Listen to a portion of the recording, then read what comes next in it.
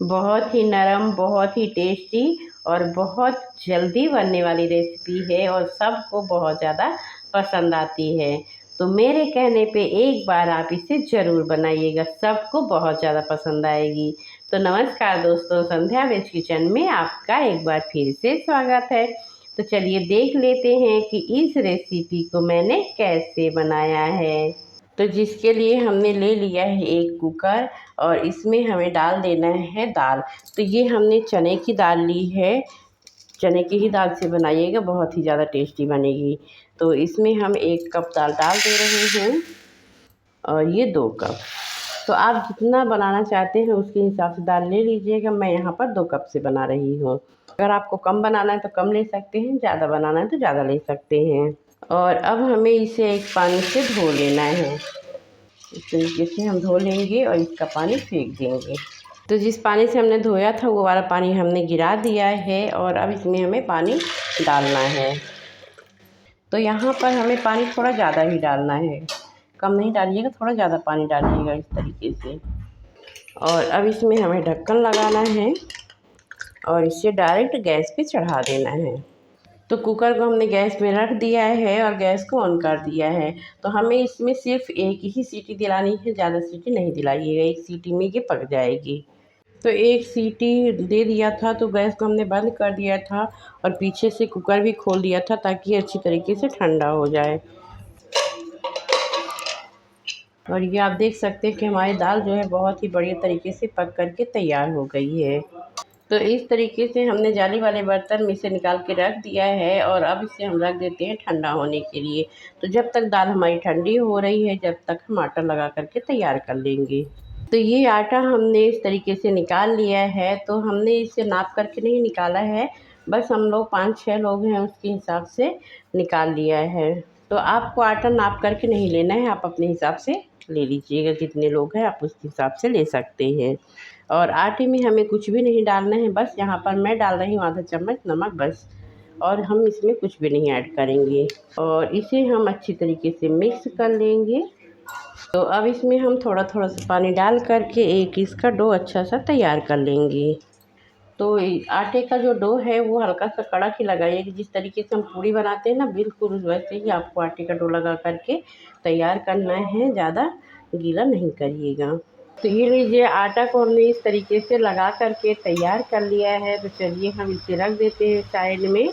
और अब हम ले लेंगे इस तरीके से एक थाली। दाल हमारी बहुत ज़्यादा पक गई है तो हमें मिक्सी जार में पीसने की ज़रूरत नहीं पड़ेगी, ये ऐसे ही मैश हो जाएगी। तो मैं इसे डाल दे रही हूँ एक थाली में। मैंने इसमें थोड़ी सी गलती करी थी, थोड़ी देर तक इसे रहने दिया था। आप ये वाली गलती नहीं करिएगा, तुरंत ही इसे कुकर से निकाल लीजिएगा दाल को। उसकी गैस निकाल करके सीटी की और तुरंत निकाल लीजिएगा बाहर। मैं इसे क्या करी कि थोड़ी देर तक ये रहने दिया कुकर में, और पीछे से कुकर तो हमने खोल दिया था लेकिन उसे निकाला नहीं था, इसलिए ये इस तरीके से गीली हो गई है। तो हम इसे चम्मच से ही इस तरीके से मैश कर दे रहे हैं। आप देख पा रहे हो कि बहुत ही बढ़िया तरीके से मैश हो जा रही है। तो ये लीजिए, दाल हमारी बहुत ही बढ़िया तरीके से मैश हो गई है, ये आप देख पा रहे होंगे। तो अब हम इसमें डालने के लिए मसाला तैयार कर लेते हैं। तो गैस में हमें एक तवा रख देना है और उसमें हम डाल देंगे 1 बड़ा चम्मच धनिया साबुत, और इसे हमें अच्छी तरीके से भून लेना है धनिया को। धनिया हमारी बहुत ही बढ़िया तरीके से भुन गई है, हमें इसको इतना ही भूनना था। तो हम यहाँ पे गैस को बंद कर देते हैं और इसे निकाल लेते हैं बर्तन में। और अब यहाँ पे हम डाल देंगे 1 चम्मच जीरा। गैस को ऑन कर देंगे और जीरा को भी भून लेंगे। जीरा भी हमारा भुन गया है तो हम यहाँ पे गैस को फिर से बंद कर देते हैं और जिसमें हमने धनिया निकाला है उसी में हम जीरा को भी निकाल लेंगे। और अब यहाँ पे हम डाल देंगे थोड़ी सी हींग। तो गैस को हमें नहीं चालू करना है, बंद गैस पे ही हम इसे इस तरीके से भून लेंगे हल्का सा, क्योंकि तवा हमारा अभी भी गर्म है, हमें ज़्यादा इसे नहीं भूनना है। यहाँ पर डाल रही हूँ थोड़ी सी लाल मिर्ची, तो ज़्यादा नहीं डालूँगी मैं, 2 ही लाल मिर्ची भूनूँगी यहाँ पर। तो हमें इसे ज़्यादा नहीं भूनना है, गैस को हमने बंद ही रखा है, बस हल्का से ये गर्म हो जाए गैस तवे में, बस इतना ही करना है। तो अब हम मिर्ची को भी निकाल लेंगे। तो अब हमें यहाँ पे ले लेना है एक मिक्सी का जार और उसमें इस मसाले को डाल देना है। मसाला हमारा ठंडा हो गया है और ढक्कन लगाएंगे और इसे पीस लेंगे। मसाला हमारा पीस करके तैयार हो गया है। ये आप देख पा रहे होंगे बहुत ही बढ़िया तरीके से पिस गया है। तो अब हमें इस दाल में डाल देना है मसाले को। तो पूरे मसाले को हमने डाल दिया क्योंकि हमने इसके हिसाब से ही मसाला पीसा था, ज़्यादा नहीं पीसा था। और अब यहाँ पे मैं डालूँगी आधा चम्मच हल्दी पाउडर। नमक स्वाद के अनुसार डालेंगे, तो यहाँ पर मैं आधा चम्मच नमक डाल रही हूँ। और इन सबको हमें अच्छी तरीके से हाथों से मिक्स कर लेना है दाल में। तो ये लीजिए फ्रेंड्स, सारी सामग्री हमारी इसमें मिल चुकी है अच्छी तरीके से। तो चलिए अब हम रख देते हैं इसे साइड में और चलते हैं आगे की प्रोसेस में। और अब हम आ गए हैं अपने आटा की तरफ। तो आटे को हमें एक बार अच्छे से मसल लेना है इस तरीके से। और इसके बाद हमें इसे इस तरीके से थोड़ा सा आटा इसका निकाल लेना है। तो अब हमें एक चकला ले लेना है और उसमें आटे को रखना है इस तरीके से और इससे मसलते हुए इसकी लोइयाँ तोड़ लेनी हैं। तो इस तरीके से हमें आटे को मसल लेना है हाथों से और इसकी इस तरीके से हम लोई तोड़ लेंगे। आप अपने हिसाब से छोटी बड़ी लोई तोड़ सकते हैं। और अब हमें इस तरीके से एक एक लोई उठानी है और इसे हमें इस तरीके से थोड़ा सा बड़ा करेंगे और गोल शेप देंगे, यानी कटोरी का शेप देंगे। और ये जो दाल का मिश्रण रखा है हमने इसे इसमें डाल देंगे और इसे इस तरीके से उठाते हुए हम मोमो की तरह इसकी चुंडी बना लेंगे और इस आटा को इसी में दबा देंगे ऐसे।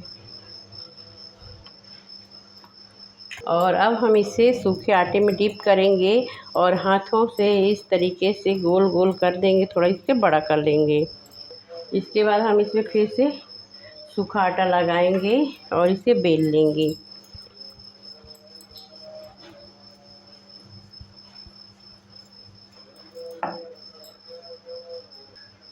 फिर से सूखा आटा लगाएंगे और इसे हमें इस तरीके से बेल लेना है। तो ये आप देख पा रहे होंगे कि एक पराठा हमारा इस तरीके से बेल करके तैयार हो गया है।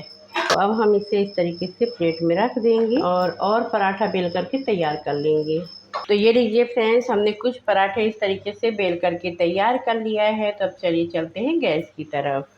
तो गैस पे हमने यहाँ पर तवा चढ़ा दिया है और अब हम एक एक पराठा उठाएंगे और इसमें इस तरीके से डाल देंगे और अब हम इसे पलट लेंगे और यहाँ पर हम इधर तेल लगा देंगे।